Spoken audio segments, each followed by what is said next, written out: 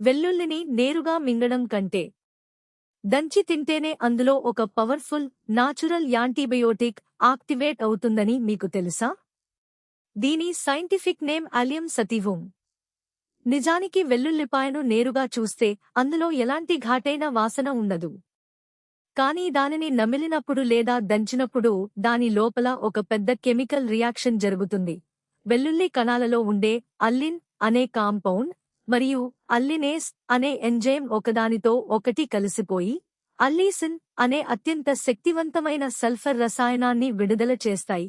Science ప్రపంచంలో ఈ అల్లీసిన్ ఎంత పవర్ఫుల్ అంటే ఇది మన శరీరంలో చేరే హానికరమైన బ్యాక్టీరియా, వైరస్లను క్షణాల్లో నాశనం చేసే ఒక నాచురల్ పెన్సిలిన్ లా పనిచేస్తుంది.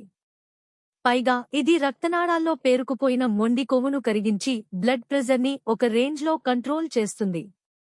కీటకాలు తినకుండా మొక్క వాడుకునే సెల్ఫ్ డిఫెన్స్ టెక్నాలజీ ఇది. ఇలాంటి మైండ్ బ్లోయింగ్ కిచెన్ సైన్స్ రహస్యాల కోసం ఇప్పుడే ఫాలో అవ్వండి.